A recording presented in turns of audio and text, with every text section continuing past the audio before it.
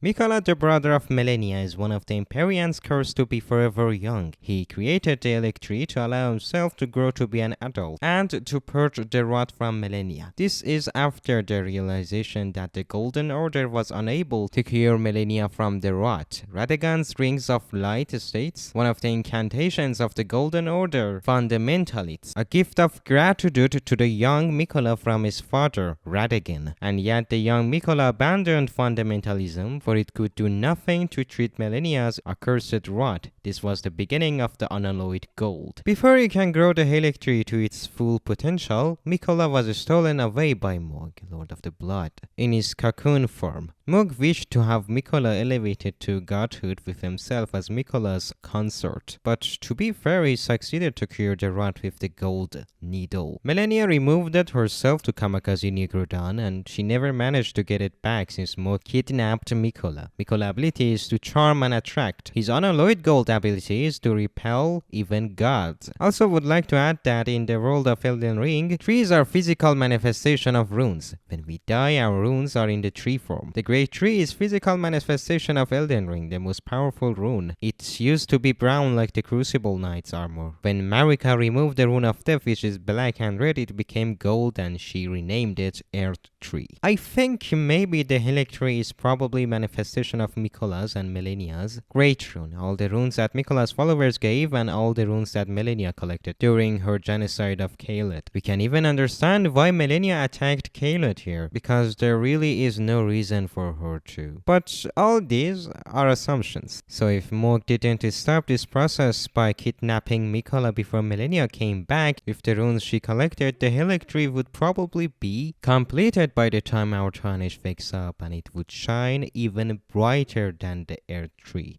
But now it is infected with Malenia's runes, and it took a pinkish color and lost all his light. However, regardless of how much blood Mohg tried to share with Miquella, Miquella does not respond to Mohg. From a lore perspective, Sir Gaiden Unfair has confirmed that Miquella is alive because one needs to be alive to slumber. Gaiden's aforesaid comment about Miquella slumbering is consistent with cut content, suggesting that Miquella is in the world of his dream, and this may explain why Mohg received no response from the physical body that he has abducted from the Haligtree. Remembrance of Mohg, Lord of the Blood states, Mohg wished to become his consort, taking the role of monarch, but no matter how much of his body bedchamber he tried to share, he received no response from the young Empyrean.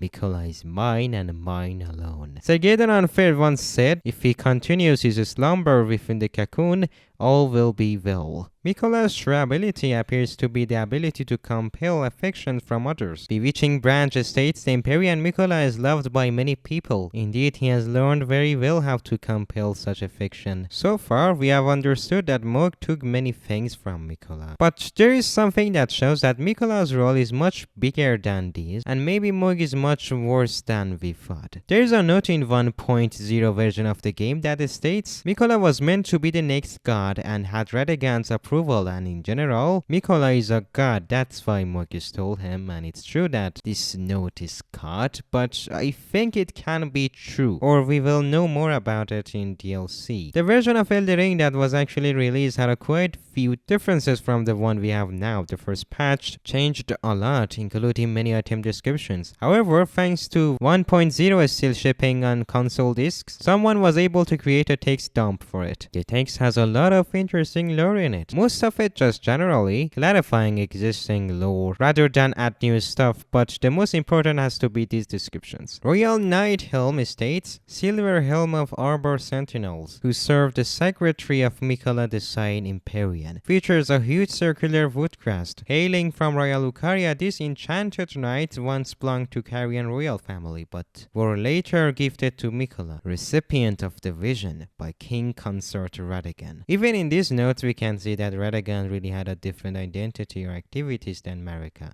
Something new seems to have been added to this video. Silver Mirror Shield states, Silver Shield of Arbor Sentinels, who tended to the sacred tree of Miquella, son of gods. Offers high resistance against magic. We have Winged Misbegotten Ashes that states, Spirit Ashes. Summons the spirit of a Radagon chimera from nearby. A rebirth monument found throughout the land. Night Maiden and Sorceress Ashes says, estates summon the spirit of descendants of Marika from nearby, a rebirth monument found throughout the land. Malenia's winged helm states, armor of arbitress Malenia. The first one is by far the most notable. Consider this line of dialogue from the base game. The fingers speak, Marika's trespass demanded a heavy sentence, but even in shackles she remained a god and the vision's vassal. Queen Marika is the vassal of the Elden Ring, carrier of its vision, a god in truth. Miquella, as the barrier of vision, was almost certainly meant to be the next inheritor of the Elden Ring. That makes a lot of sense. He was the god with the most enlightened and capable long-term plans, and the only one with the demonstrated ability to purge the meddling of the outer gods. The Haligtree is much too large and complex to be a recent creation. He must have been making it since well before the Shattering, and apparently met no resistance in doing so. Now we know why Radagon approved of the creation of the Haligtree and Miquella's new order of unalloyed gold. He sent his own Radagon of knights to defend the tree and serve his golden child. This ties into Miquella's cut-ending narration. He was never trying to rebel against the greater will. He always intended to use the Elden Ring to beget order. Miquella states, Elden Ring, O Elden Ring, beget order most elegant. From my tender reverie, if thou covetest the throne, impress my vision upon thine heart. In the new world of thy making, all things will flourish, whether graceful or malign. Note the capitalization of order. It ties Miquella's plan to the greater will, the god of order. That word is also capitalized in the Elden Remembers, which says that the beast was the vassal beast of the greater will and living incarnation of the concept of order. So it's completely understandable why Radagon would be on board with Miquella's plan. Miquella was going to usher in an order of unalloyed gold. Gold being synonymous with the influence of the greater will equals pure greater will, free from the meddling of outer god and the taint of human prejudice. Cure his beloved sister Malenia and ward away the meddling of the outer gods. All things with the blessing of the greater will. He was going to make a new badger earth tree to usher in an age of abundance, as the current one was fading with the old earth tree. But what else was he going to do? Look at the third description. One of the main changes Miquella was going to make was to grant grace and home to those persecuted by the current Golden Order, chief among them the misbegotten. This description confirms that they're somehow tied to Radagon himself. This isn't limited to one description either. The game files often call the misbegotten some variant of children of Radagon. Now you know why that one misbegotten had the Golden Order great sword. The fourth and fifth description are mainly there for completeness. The fourth implies that Malenia's position in the pre-Shattering Kingdom was as some kind of law enforcement official, an arbiter being one who settles disputes with unrivaled power, treated presumably by the chief enforcer of the new order. The fifth indicates that the knights were descended from Marika, which raises all other kinds of questions.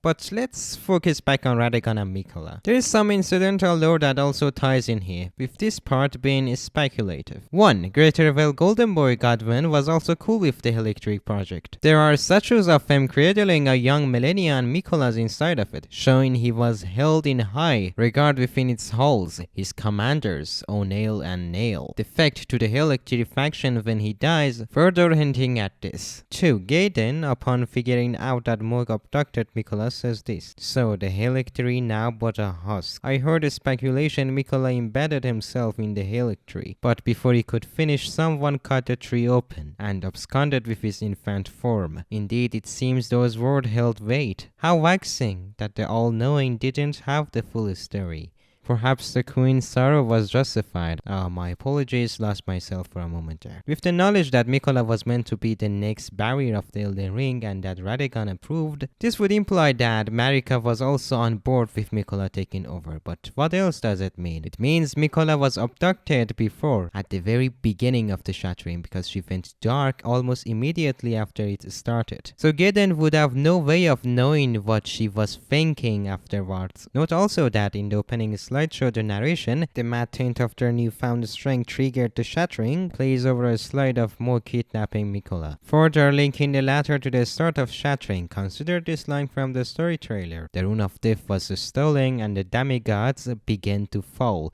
Starting with Godwin the Golden, Queen Marika was driven to the brink. The shattering ensued, a war that wrought only darkness. This is usually dismissed as an unreliable narrator, and perhaps it is. But if Gaiden's dialogue isn't just there to mislead us, then the lines makes perfect sense in context. Marika was expecting Miquella to take her throne and revise the order using intellect-based fundamentalism as she endures. I declare mine intent to search the depths of the Golden Order. Through understanding of the proper way, our faith, our grace is increased. Those blissful early days of blind beliefs are long past, my comrades. Why must ye flatter? When Miquella was kidnapped and couldn't be found, immediately thereafter followed by the blow of her golden boy being killed by Rani's assassins, she gave up internal reform of the order and fell back on plan B, break the ring.